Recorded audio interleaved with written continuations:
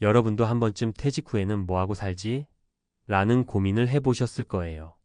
특히 안정적이라고들 하는 공무원이라면 연금이 있으니 걱정 없겠다라는 말은 수도 없이 들어봤을 겁니다. 그런데 막상 은퇴를 해보면요. 생각처럼 여유롭지만은 않다는 게 현실이에요. 왜냐하면 사람마다 경제적 심리적 상황이 제각각이니까요. 그리고 사회적 지위가 사라지는 순간 이전에 누렸던 안정감이나 자존감이 휘청거리기 시작할 때가 있습니다. 그러다 보니 요즘에는 해외에서 새로운 삶을 모색하는 분들도 늘어나고 있어요. 그 중에서도 동남아시아, 특히 태국을 많이 찾는데요. 환율과 물가 때문이기도 하고 조금 더 저렴한 비용으로 풍족하게 생활할 수 있을 것이다 라는 로망이 작용하기도 합니다. 그런데 막상 태국으로 이주해서 월 100만 원 언저리의 생활비로 살아보니 생각했던 낙원이 아니라 외로운 동거 생활로 이어지는 경우가 많다고 해요. 오늘은 그 이야기를 좀 들려드리려고 합니다. 제가 실제로 들은 사례나 주변에서 목격한 일들을 바탕으로 조금 구어체로 풀어서 전해드릴게요. 여러분도 혹시 은퇴 후를 고민하신다면 혹은 부모님이나 지인 중에 해외 이주 생각을 하시는 분이 계시다면 한 번쯤 참고해 보시면 좋을 것 같습니다. 1. 전직 세무공무원의 달콤 쌉싸름한 태국 생활. 첫 번째는 60대 초반에 퇴직한 A씨 이야기예요. A씨는 세무 관련 공무원으로 30년 넘게 일한 분인데 퇴직 후 태국 파타야로 떠났습니다. 이유는 간단했어요. 공무원 연금 약간에 모아둔 자금이면 한국에서 보단 훨씬 여유롭게 살 수 있겠다. 라는 바람 때문이었죠. 실제로도 파타야는 물가가 한국보다 저렴하고 외국인들이 많이 모여 있어서 언어가 조금 부족해도 적응하기 괜찮다고 하더군요. 그런데 A씨가 현지에서 한 1년 정도 살다 보니 현지 여성과 자연스럽게 친해졌대요. 동네 시장에서 장을 보다가 이런저런 도움을 받기도 하고 가끔 식사 자리를 갖다 보니 정이 들었다고 해요. 그런데 문제는 그분과 자주 만나고 같이 지내다 보니 어느새 동거가 시작된 거죠. 처음엔 그 여성분이 집세가 아까우니 합쳐서 쓰자라는 식으로 제안을 했답니다. 솔직히 말해서 한국에서라면 이런 제안이 낯설 수도 있는데 거기서는 종종 벌어지는 일이래요. 서로에게 윈윈이다 하라는 게 유죠. 여성이 집에 머물면 A씨는 현지어를 배울 수 있고 또 잡다한 생활 정보를 좀 더 쉽게 얻을 수 있으니까요. 여성은 반대로 A씨한테서 경제적 도움을 받게 되고요. 문제는 한두 달 같이 살아보니 A씨 입장에서 생활비 부담이 만만치 않더랍니다. 이전에는 월 8만 100만 원 정도면 충분할 것 같았는데 동거를 시작하면서 술자리나 외식 비용 그리고 여성분 개인 용돈까지 A씨가 커버해야 하는 상황이 된 거예요. 어차피 내 월급 연금이 들어오니까 괜찮겠지라고 생각했지만 막상 한 달 살고 보니 한국에서 월세나 관리비 내는 것과 별반 다르지 않은 수준까지 오르더랍니다. 게다가 외로움을 달래준다고는 하지만 자신이 생각했던 여유로운 자유인의 삶과는 좀 동떨어진 생활이 되고 말았다고 하네요. 그래도 A씨는 그래도 혼자 외롭게 사느니 누군가랑 대화도 하고 밥도 같이 먹는 게 낫지 않겠냐라면서 버티고 있다고 하는데 본인이 기대했던 태국 로망과는 좀 거리가 있어 보였습니다. 이 50대 후반 조기 퇴직자의 행복 찾기 여정. 두 번째 사례는 50대 후반에 조기 퇴직한 B씨인데요. 이분은 병원 행정 쪽에서 근무하시다가 좀 빨리 퇴직금을 받고 나온 케이스예요. 한국에서 퇴직 후 재취업이 잘 안 되고 또 일하던 병원에서 스트레스를 상당히 많이 받았다고 해요. 그래서 차라리 동남아로 가서 작게나마 카페 같은 걸 운영하면서 살겠다라고 결심하셨죠. 그러면서 퇴직금을 모조리 들고 태국 치앙마이에 가셨습니다. 치앙마이는 외국인들이 워낙 많이 모이는 도시라 처음엔 꽤나 설렘 가득하게 출발하셨대요. 그런데 현지에 가서 알아보니 외국인이 사업을 하려면 여러 가지 서류와 절차가 복잡했답니다. 결국 카페를 바로 여는 건 포기하고 워킹홀리데이나 로컬 친구들이 소개해주는 일들을 조금씩 기웃거리게 됐죠. 그러다 보니 자주 함께 어울리는 태국 지인들이 생겼고 그중 한 여성분이 또 자연스럽게 B씨 집에 드나들면서 살림을 같이 하게 되었어요. 이것도 인연이다. 한번 같이 살아보자라고 결정했는데 처음엔 엄청 달콤했대요. 파트너가 있으니 언어적 장벽도 덜하고 갑작스러운 병원 방문 같은 것도 함께 해주니 심리적으로 안정이 됐다고 해요. 문제는 나중에 B씨가 본격적으로 카페 차리기를 시도했을 때 생겼습니다. 그 여성분이 우리가 결혼하면 내가 여기서 사업자를 낼 수 있으니 훨씬 수월할 거야 라고 제안한 거예요. 한국식으로 보면 결혼빨로 사업 편의를 얻는 그림이긴 한데 B씨는 그 과정에서 법률적 문제, 재산 분할 문제 등 복잡한 고민이 생겼습니다. 게다가 자신이 곧바로 결혼을 결정할 마음의 준비가 되어 있지 않았는데 여성분은 결혼 안 하면 나는 당신과 계속 살 이유가 없다며 부담을 줬다고 해요. 결국 B씨는 심각하게 고민 끝에 일단 여성분과 조금 거리를 두기로 했습니다. 그 과정에서 정서적 충돌이 생겼고 심지어는 은행 잔고까지 제대로 확인해가며 의심을 받다 보니 이게 과연 내가 꿈꾸던 행복이 맞나? 라는 회의감이 들었다고 해요. 지금은 여성분이 집에서 나갔고 B씨 혼자 지내고 있다고 하네요. 그런데 막상 혼자 지내니 외롭고 그렇다고 쉽게 결혼하기에는 책임감이 두렵고 딱 진퇴양난 상황이 되어버렸습니다. 3자녀 유학 보낸 뒤 뒤따라간 C씨 가족 이야기. 마지막으로는 조금 다른 케이스인데 자녀를 태국 국제학교로 유학 보낸 뒤 따라간 C씨입니다. C씨는 50대 중반이고 공무원은 아니지만 지방자치단체에서 오랫동안 근무하시다가 비교적 퇴직금을 조금 많이 받았대요. 한국에서 아이 교육비에 지치는 것보다는 태국에서 국제학교 교육을 받게 하는 게 낫다고 판단한 거죠. 처음 1년 정도는 아이 학교 근처에 작은 집을 얻어 살았는데 이분은 다행히 아내와 함께 내려갔어요.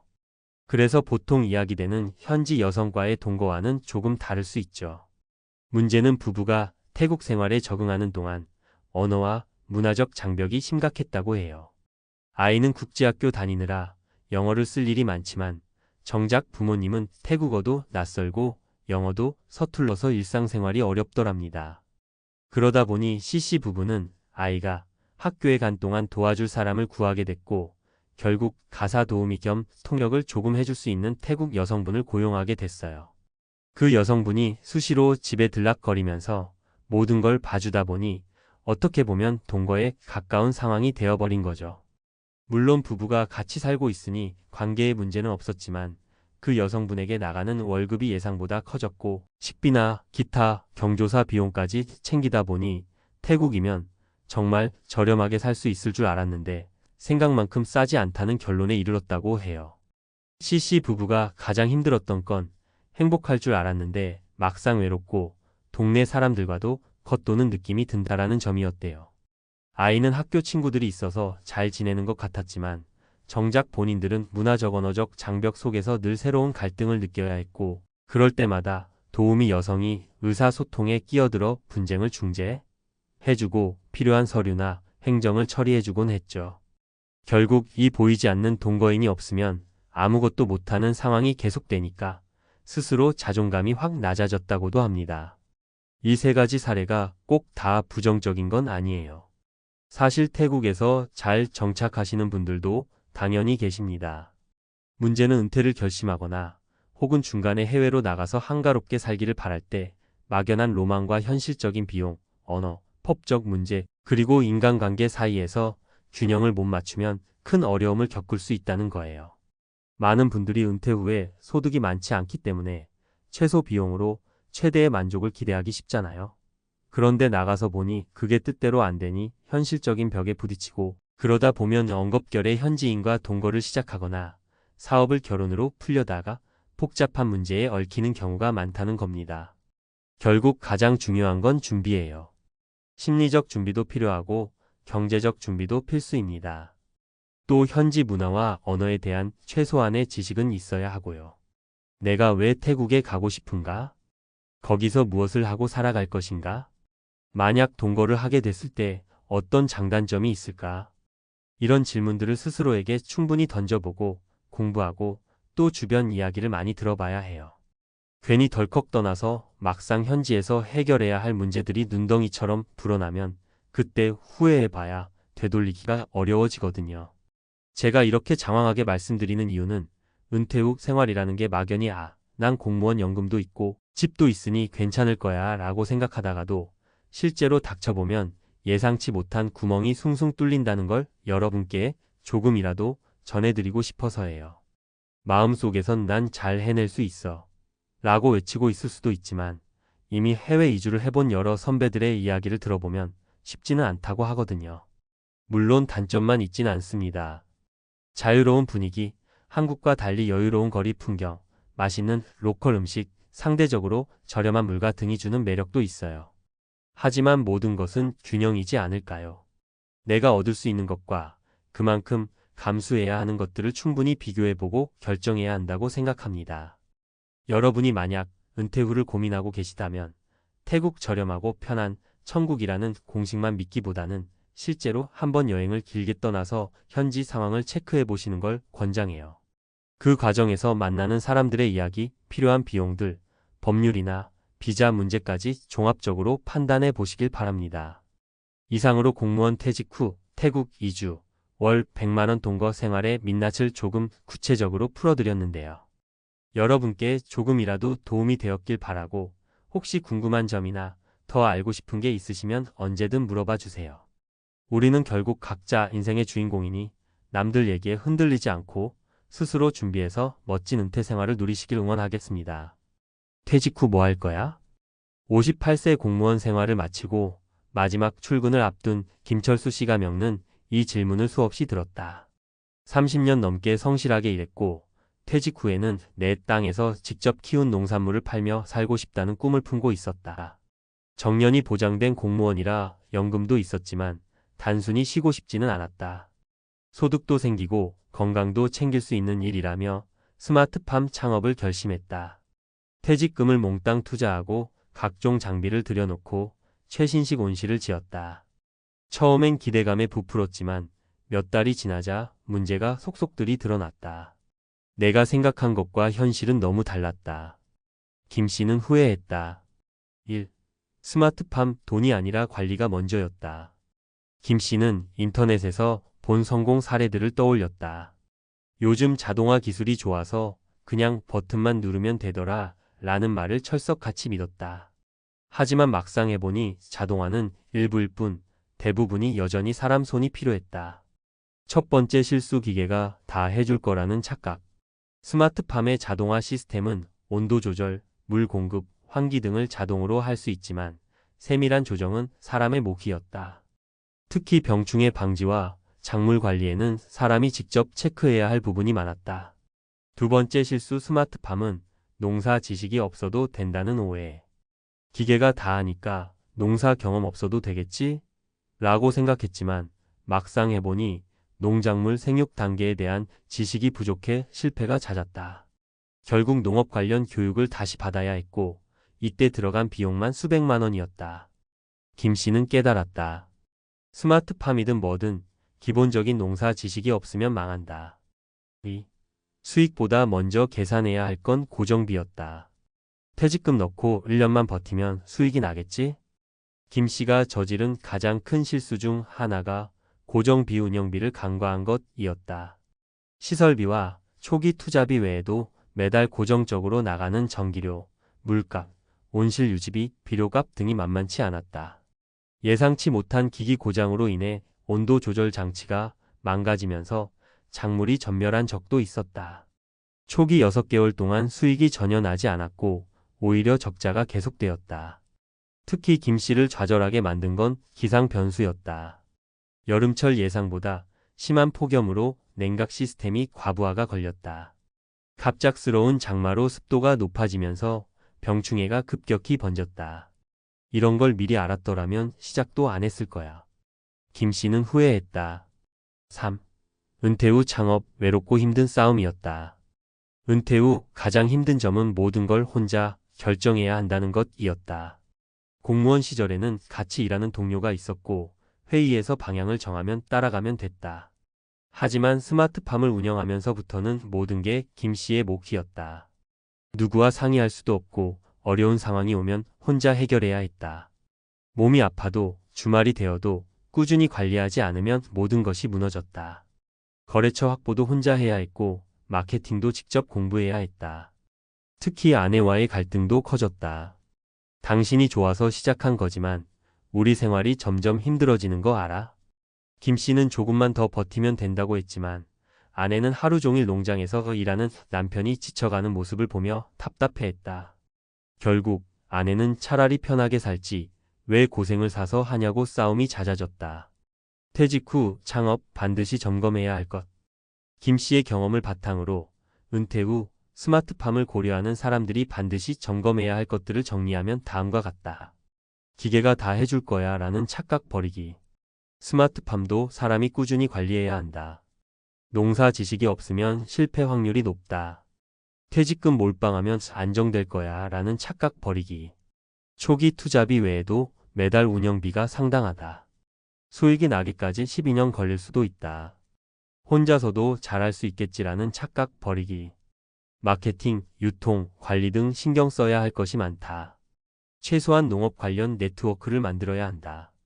김 씨는 결국 스마트팜을 접고 기존 시설을 중고로 팔면서 손해를 줄였다. 지금은 농업 컨설팅을 받으면서 소규모 텃밭 재배로 방향을 바꿨다. 그는 말했다. 스마트팜 자체가 나쁜 건 아니야. 하지만 충분한 준비 없이 뛰어들면 후회한다. 퇴직 후에는 무조건 신중하게 그리고 작게 시작해야 한다. 김 씨처럼 막연한 꿈만 보고 퇴직 후 창업을 결심하려는 사람들이 있다면 꼭 한 번 더 생각해 보길 바란다. 진짜로 이 일을 해도 괜찮을까? 당신이라면 어떻게 할 것인가? 퇴직 후 스마트팜 창업 반드시 점검해야 할 현실적인 3가지 조건. 퇴직 후 창업 실패할 가능성을 줄이려면 앞서 김철수 씨가 명예 사례를 통해 우리는 한 가지 사실을 배울 수 있다. 은퇴 후 창업은 신중하지 않으면 큰 손실로 이어진다. 특히 스마트팜이나 수직 농장은 새로운 기술을 기반으로 한 사업이기에 단순한 농사보다 더 많은 준비가 필요하다. 그렇다면 어떻게 하면 은퇴 후 스마트팜 창업에서 실패 확률을 줄일 수 있을까? 많은 전문가들은 3가지를 강조한다. 수익 구조 파악, 운영 방식 이해, 현실적인 기대치 조정.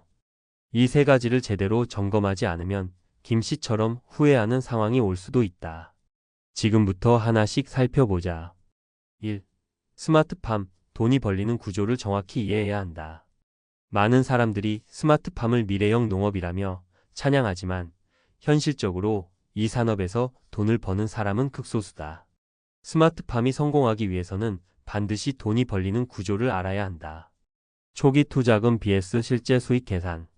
대부분의 스마트팜 창업자들은 초기 비용을 투자하면 한번 구축하면 지속적으로 수익이 날 것이라고 생각한다. 하지만 실제로는 초기 23년 동안 투자금 회수조차 어렵다. 스마트팜 설비 투자 비용 평균 1억 3억 원. 운영비 전기, 인건비, 유지보수 비용 등 매달 최소 300만 원 이상. 초기 수익 발생 기간 최소 1년 2년. 따라서 창업 전에 반드시 초기 투자 대비 손익분기점을 계산해 봐야 한다. 이 과정에서 운영비까지 고려하지 않으면 적자로 시작하는 경우가 많다. 주요 수익 모델 단순 재배가 아니라 유통까지 고려해야 한다. 스마트팜을 창업하는 많은 은퇴자들이 좋은 작물을 키우면 팔릴 것이라고 생각한다. 하지만 현대 농업에서 중요한 것은 생산보다 유통이다. 생산량이 많아도 유통 경로가 없으면 수익이 나지 않는다. 온라인 판매를 하려면 마케팅 비용이 들고 도매로 넘기면 수익률이 낮다. 지역 로컬 마켓에 공급하는 것도 일정한 거래처가 없으면 어렵다. 단순히 재배하는 것만이 아니라 어떻게 팔 것인가까지 고민해야 한다.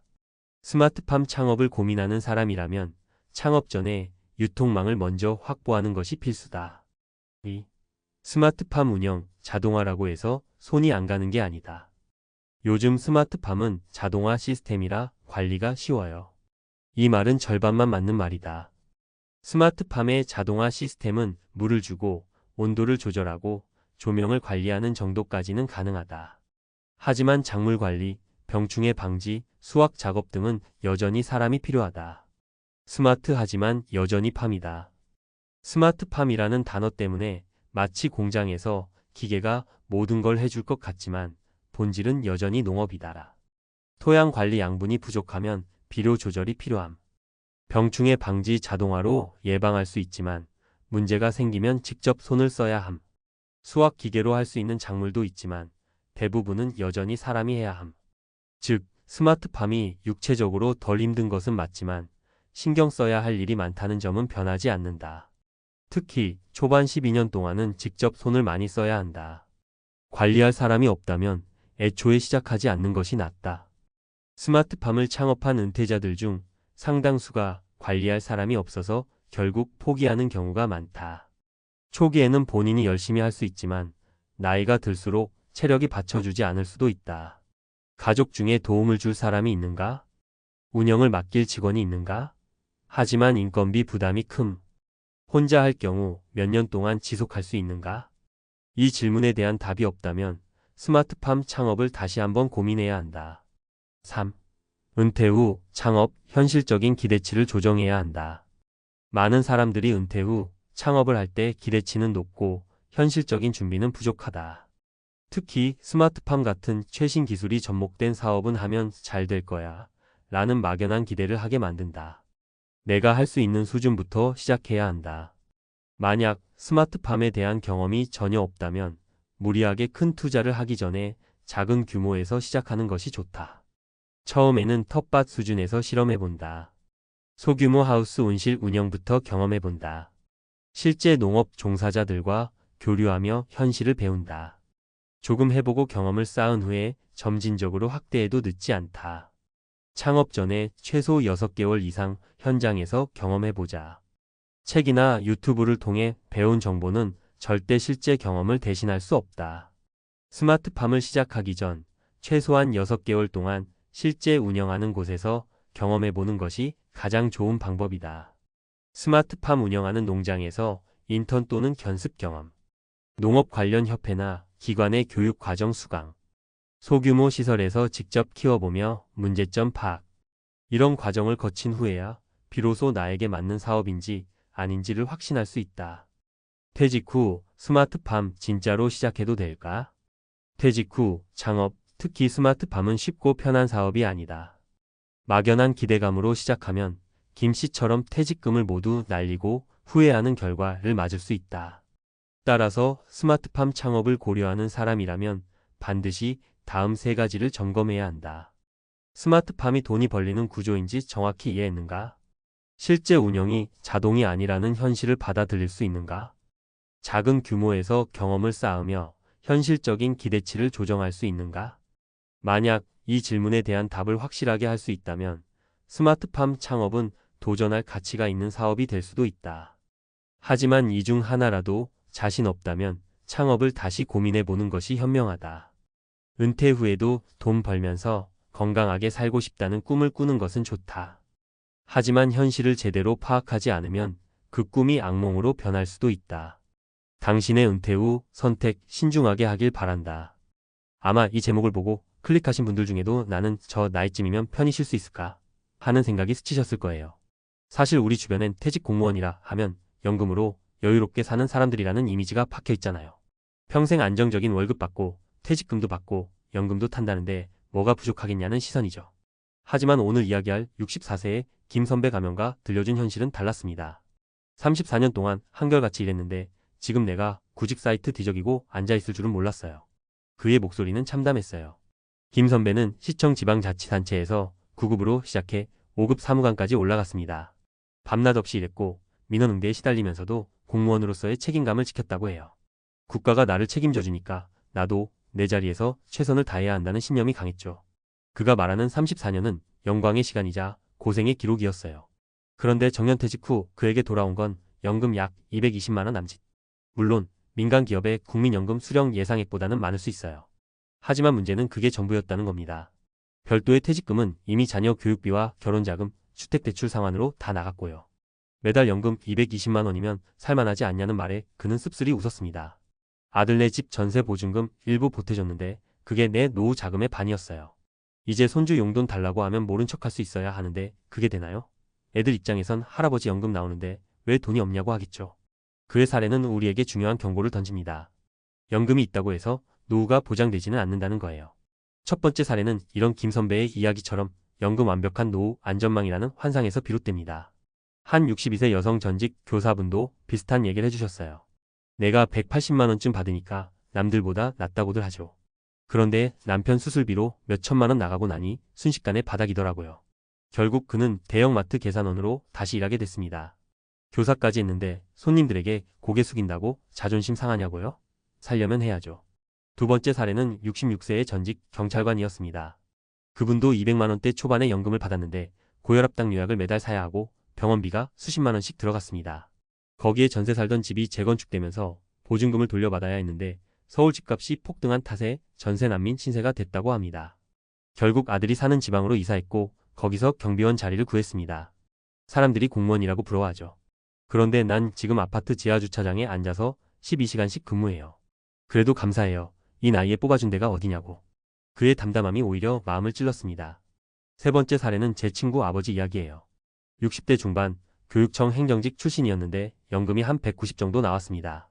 노후의 부부가 둘이서 살아가긴 빠듯하죠. 게다가 30년 넘게 관공서만 다니다 보니 다른 민간 기업에서 쓸만한 경력으로 인정받기가 어려웠습니다. 친구 아버지는 퇴직 후 처음엔 이 나이에 무슨 알바냐며 버텼지만 결국 편의점 야간 근무를 시작했어요. 이렇게 보면 공무원 연금도 만능이 아닙니다. 오히려 은퇴 후에도 일을 할 수 있느냐가 관건이 되는 경우가 많죠. 왜 이런 일이 벌어질까요? 전문가들은 크게 세 가지 이유를 꼽습니다. 첫째는 수명 연장입니다. 평균 수명이 85세, 90세로 가는데 정년은 60세. 연금 수령액이 2530년을 버티기엔 너무 적습니다. 젊을 땐 몰랐지만 은퇴 후 20년, 30년을 연금만으로 살면 그냥 먹고 자는 것만 해야 할 수도 있죠. 둘째는 의료비와 가족 지원이에요. 우리 문화에선 부모가 자식 결혼자금, 손주 용돈, 병원비까지 다 부담하는 경우가 많습니다. 연금이 있다고 해도 자식 문제, 병원비 문제가 한 방에 노후 자산을 무너뜨립니다. 셋째는 노후 생활비 착각입니다. 나이 들면 덜 쓴다는 말은 환상이에요. 건강이 나빠질수록 돈이 더 들어가고 물가는 오르고 결국 연금만으로는 생활 수준을 유지하기 어려워집니다. 그렇다면 대안은 뭘까요? 전문가들이 가장 많이 강조하는 건 은퇴 후에도 할 수 있는 일자리를 미리 준비하라는 겁니다. 김 선배도 이제야 깨달았다고 해요. 공무원 일만 너무 잘해선 쓸 데가 없더라고요. 컴퓨터도 보고서 말고는 못 쓰고 영어도 못하고. 지금은 청소년 상담사 자격증 공부하고 있어요. 노후 준비라는 게 단순히 돈을 쌓아두는 게 아닙니다. 쓸모를 쌓는 거죠. 나이 들어도 할 수 있는 서비스업 기술, 자격증이나 특화된 경험, 온라인으로 할 수 있는 일.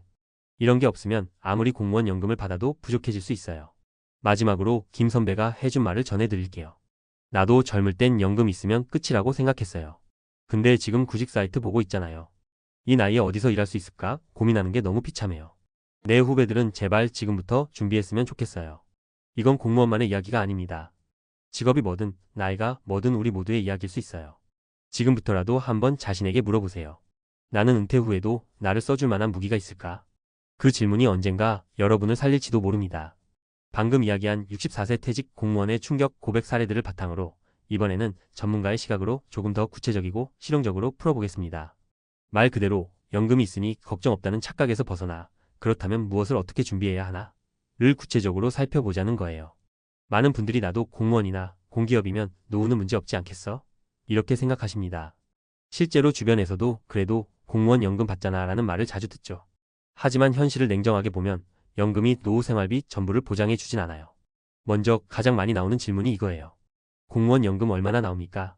대략 2024년 기준으로 보면 퇴직 전 봉급 수준, 재직기간, 연금법 개정 시점 등에 따라 차이가 큽니다. 30년 이상 재직한 60대 초중반 공무원 기준 평균 수령액이 월 200만 250만 원 정도예요. 일부 고위직 출신이라면 300만 원대 이상도 있지만 그건 소수죠. 게다가 새로 임용된 세대는 연금 개정으로 인해 급여 비례율이 낮아져서 앞으로는 평균 수령액이 더 줄어들 전망이에요. 여기서 중요한 건 세전 수령액이란 겁니다. 건강보험료, 소득세, 장기요양보험료 등 빠지면 실수령액은 1,020만 원 정도 더 줄어듭니다. 자, 이제 전문가들이 계산하는 노후 생활비를 보겠습니다. 한국보건사회연구원의 2023년 조사 기준으로 보면 노인 단독 가구 최소 생계비 약 120만 원, 평균적인 은퇴자 부부 생활비 적정 수준 약 250만 300만 원, 중상위권 수준 생활비 여행 취미 포함 350만 400만 원 이상. 즉 부부가 평균 연금 220만 원을 받더라도 적정 생활 수준을 유지하려면 매달 50만 100만 원 정도는 더 필요하다는 계산이 나와요. 여기에 변수가 있습니다.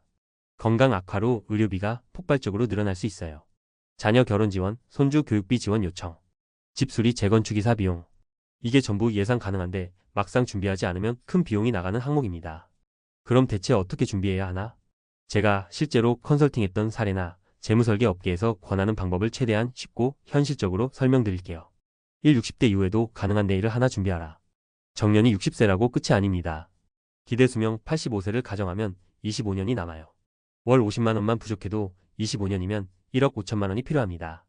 이걸 연금 외에 충당하려면 방법은 두 가지예요. 목돈을 모아 두어야 한다.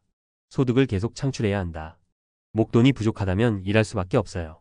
그렇다면 60대, 70대에도 할 수 있는 일은 경비관리직만이 가시는 경로, 평균 18만 250만 원 수익 가능. 마트 편의점 파트타임이라도 월 100만 원 수준 가능.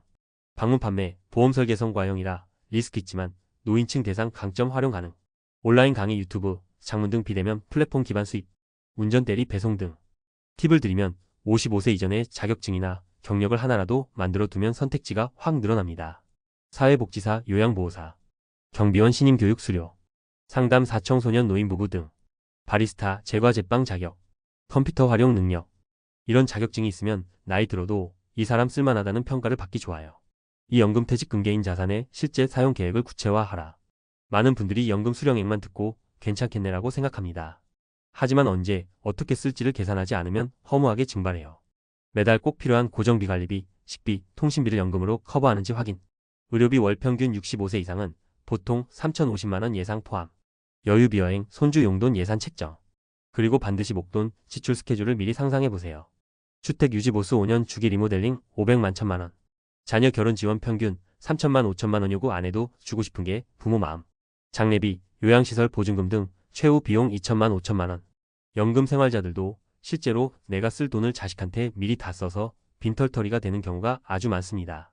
3. 지출을 줄이는 노후 설계도 병행하라. 마지막으로 전문가들이 항상 권하는 게 지출 구조의 변화예요. 연금이 부족하다면 소비를 줄여야 합니다.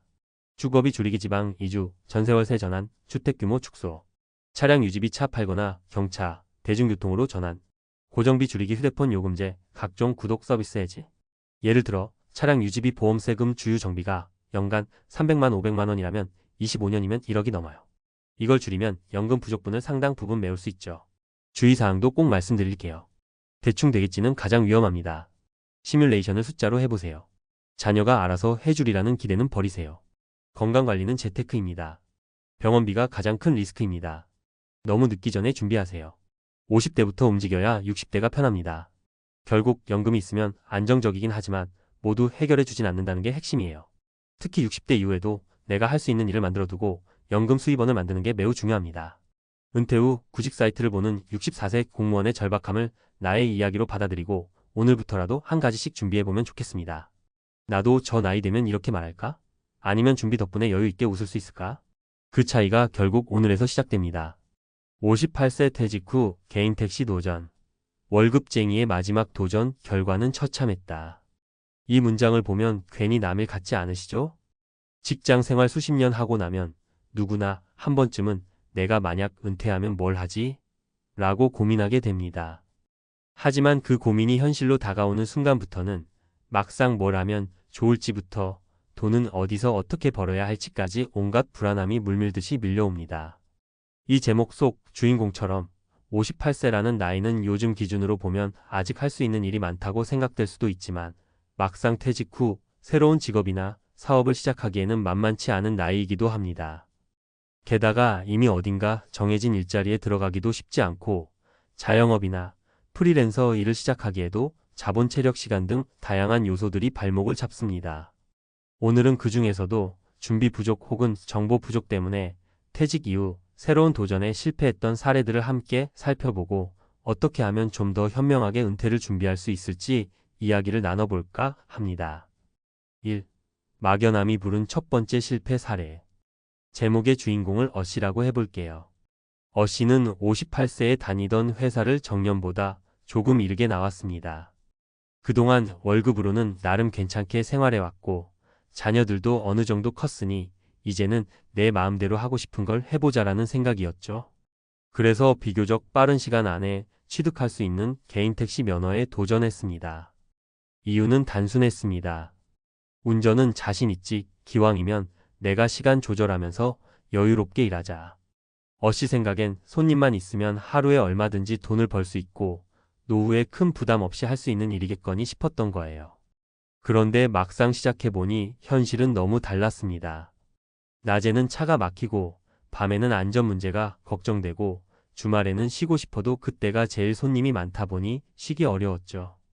게다가 개인 택시를 갖기 위해 들어간 초기 비용 면허, 양도 비용, 차량 구입비 등도 상당했습니다. 결국 자유롭게 일하면서 돈을 번다는 환상은 산산조각 났습니다. 승객을 태우는 게 일이 아니라 승객을 찾아다니는 게 일이 되어버린 거예요.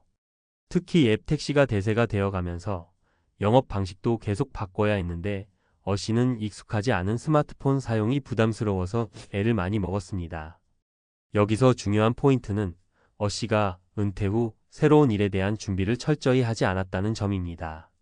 단순히 택시 운전을 할 줄 안다는 이유로 정년 후 가벼운 도전 정도로 생각한 게 가장 큰 문제였죠. 개인 택시 기사님들을 만나서 현실적인 조언을 들어보거나 수입 구조, 운행 노선, 차량 관리 비용 등을 미리 꼼꼼히 따져볼 필요가 있었지만 막연하게 할 수 있겠지라는 생각으로 시작한 게 화근이었습니다. 2. 은퇴 준비, 생각보다 빠르게 시작하세요. 공감 가는 두 번째 사례. B씨는 55세에 미리 은퇴 준비를 시작했습니다. 주변에서 아직 일할 날 많다. 뭘 벌써부터 은퇴를 생각하느냐라는 말을 듣기도 했어요. 하지만 B씨는 마음속으로 스스로를 설득했습니다. 준비는 빠를수록 좋다. 내가 60세가 되어서 아차, 이제 뭐하지? 하고 허둥지둥하는 것보단 낫겠지. 이렇게 생각한 B씨는 회사 생활 틈틈이 주말을 활용해서 노후에 하고 싶은 일들을 모색하기 시작했습니다. 원래 B씨가 어릴 때부터 좋아했던 건 꽃과 식물 가꾸기였어요. 그래서 주말마다 시간 날 때마다 플라워 클래스를 수강하고 주말 반으로 조경 자격증 공부까지 시작했죠. 처음에는 그냥 소소한 취미로 시작했지만 마음 한켠에는 나중에 은퇴하면 이걸로 나만의 작은 가게를 열어볼까 라는 생각도 있었습니다. 그렇게 3년 정도 꾸준히 준비한 끝에 58세가 되던 해에 B씨는 회사에서 퇴직을 결정하고 자그마한 플라워 카페를 열었습니다. 물론 가게를 내고 손님을 받는다는 게 만만치 않았고 초기 비용도 들어갔습니다. 하지만 B씨는 이미 3년 동안 정보도 많이 모았고 취미 수준을 넘어 다양한 플라워 시장 흐름까지 파악하고 있었기에 시행착오가 상대적으로 적었어요. 그런 노력 덕분에 가게는 조금씩 입소문이 났고 특별히 대박은 아니어도 적정 수익을 유지하며 안정적으로 운영 중입니다. B씨의 이야기는 은퇴를 준비한다면 생각보다 이른 시점에 시작해도 손해볼 게 없다라는 점을 잘 보여줍니다. 사람마다 상황이 다르고 하고 싶은 일도 다 다르겠지만 어떤 식으로든 미리미리 준비해 놓는 사람이 결국 은퇴 이후에도 덜 흔들리며 살아가게 됩니다.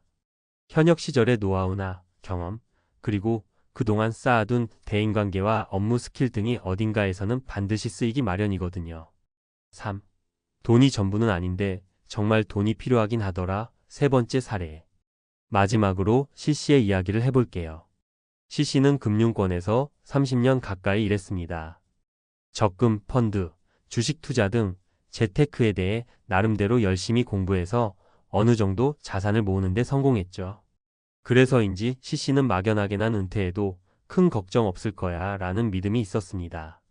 하지만 C씨가 고민했던 부분은 돈보다는 삶의 의미였어요. 하루 종일 바쁜 은행 업무에 치이다가 퇴직을 하고 나니 갑자기 할 일이 없어서 허탈한 감정이 밀려왔죠. 먹고 사는 문제야 어느 정도 해결되어 있다고 생각했지만 내가 지금 뭐 하는 사람이지? 라는 자아 정체성의 혼란이 시작된 겁니다.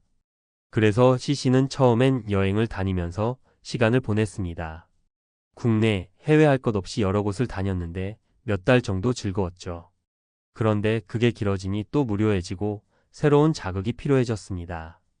결국 C씨는 취미로 배우던 기타를 좀 더 깊이 있게 파고들어서 소규모 공연에 나가 보는 등 조금은 예술가처럼 살기 시작했습니다. 그러다 보니 자연스럽게 같은 취향을 가진 사람들을 만나게 됐고 주말마다 작은 라이브 카페에서 연주 봉사를 하게 되었죠. C씨는 돈 때문에 일하는 삶이 전부가 아니고 내 취향을 살리는 것도 정말 중요하구나라는 걸 새삼 깨달았다고 합니다. 그러면서도 하지만 역시나 어느 정도의 생활비 뒷받침이 없었다면 이렇게 취미를 즐길 시간적 심리적 여유가 생기지 않았을 것이라는 말도 덧붙였어요.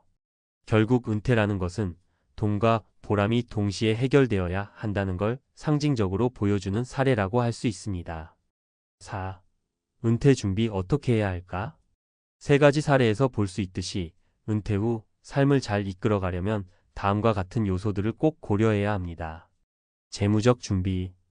은퇴하고 나서 바로 수익이 들어올 만한 구조가 없다면 최소 6개월 1년치 생활비는 비축해 놓는 게 좋습니다.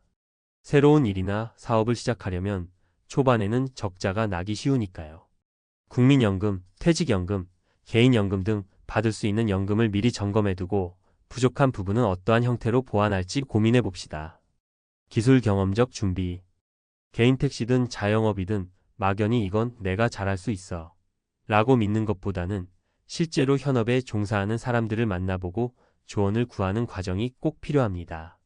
새로운 일을 시작하기 전에 SNS나 유튜브 등 온라인을 통해서도 정보를 모으고 가능하다면 관련 교육 과정이나 세미나를 들어보면 도움이 큽니다. 정서적 정체성 준비. 퇴직을 하면 나라는 사람의 소속이 사라집니다.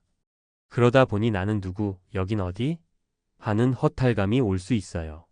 사회적 관계망이 너무 좁아진다면 외로움이 심해지고 무기력해질 수 있으니 사람들과의 교류를 꾸준히 이어나갈 방법을 찾아야 합니다. 취미 모임, 자원봉사, 동호회, 동창회 등. 5. 구어체로 정리하는 은퇴 준비 핵심 팁?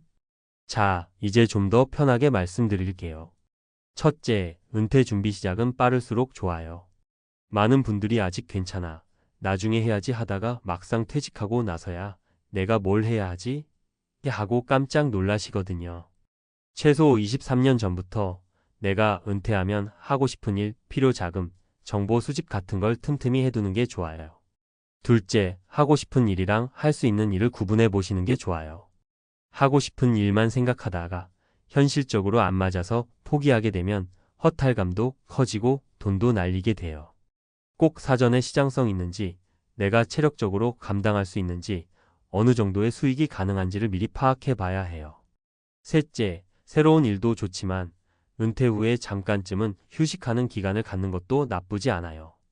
본인이 하고 싶은 일의 방향을 더 명확히 잡고 무엇보다도 3040년 가까이 열심히 일한 몸과 마음을 달래는 시간도 필요하잖아요. 너무 서두르다 보면 실패했을 때 받는 충격도 커집니다. 넷째, 돈이 전부는 아니지만 돈이 없다면 하고 싶은 것도 못한다는 사실은 명심하셔야 해요. CC 사례처럼 어느 정도 비용이 뒷받침되어야 자유롭게 취미생활도 하고 새로운 도전도 할 수가 있어요. 다섯째, 꼭 누군가와 함께 고민을 나누고 정보를 나누세요. 나이 들수록 아이고, 내가 이걸 어떻게 하나 하면서 혼자 끙끙 앓기 쉬운데 주변의 동료나 친구, 가족과 가볍게 수다 떨면서라도 서로의 경험과 생각을 공유하면 훨씬 마음이 편해집니다. 6. 마무리하며 은퇴, 두려움보다 설렘이 될 수 있도록. 은퇴라는 게 요즘 시대에는 예전처럼 완전한 끝이 아니라 제2, 제3의 인생을 시작하는 중요한 전환점이에요. 이제 50대, 60대에도 새로 무언가를 배워서 전문가로 거듭나는 분들도 많으시고 이전에 전혀 해보지 않았던 취미를 심도 있게 즐기며 새로운 커리어까지 쌓는 분들도 계시죠. 하지만 그 시작점을 무계획 혹은 막연함으로 맞이하게 되면 제목처럼 결과가 처참한 상황에 부닥칠 수 있습니다. 단순히 이거 하면 돈 좀 벌지 않을까? 같은 안일한 기대감은 버리고 현실적인 조사와 준비가 뒤따라야 해요. 그런 과정을 통해서 자신한테 맞는 길을 찾고 돈이나 체력, 시간 분배, 그리고 보람까지 놓치지 않는 균형 잡힌 은퇴 후 삶을 만들어가는 거죠. 결국 은퇴 준비의 핵심은 나를 이해하는 것과 사회 흐름을 이해하는 것, 이 두 가지가 만나야 한다는 점이 아닐까 싶어요. 내가 좋아하는 것, 내가 잘하는 것, 그리고 사회가 필요로 하는 것시장성 있는 것을 교집합으로 만났을 때 성공적인 은퇴 생활이 가능해진다고 봅니다. 오늘 이야기를 정리하자면 58세 퇴직 후 개인 택시 도전 같은 갑작스럽고 대담한 시도가 꼭 나쁜 건 아니에요. 다만 어떤 일이든 그 도전을 구체적으로 준비하고 주변을 조사하고 현실적인 계산을 해보는 과정을 거쳐야 한다는 거죠. 그리고 그럼에도 불구하고 실패할 수 있다는 가능성도 열어두고 제도 전할 수 있는 안전장치나 멘탈 관리 방법을 생각해 둬야 합니다. 여러분께서도 은퇴를 앞두고 계시다면 혹은 이미 은퇴를 하셨더라도 이 다음 걸음은 어떻게 뗄까 하며 차근차근 준비해 보시길 권해드립니다. 두렵고 복잡해 보여도 막상 하나씩 해나가다 보면 이것도 할만하네? 하는 순간이 반드시 찾아와요. 분명히 말씀드릴 수 있는 건 준비된 은퇴는 생각보다 즐겁고 우리 인생에서 새로운 목표를 만들 기회의 장이 될 수 있다는 사실입니다. 부디 오늘 이야기 나눴던 어씨, BC, CC 사례가 작은 참고가 되었으면 좋겠네요. 그리고 앞으로도 막연한 기대보다는 현실적인 계획과 열정으로 두 번째 청춘을 힘차게 시작해 보시면 어떨까요? 여러분의 은퇴 후 삶이 두려움보다는 설렘으로 가득 차길 진심으로 응원합니다.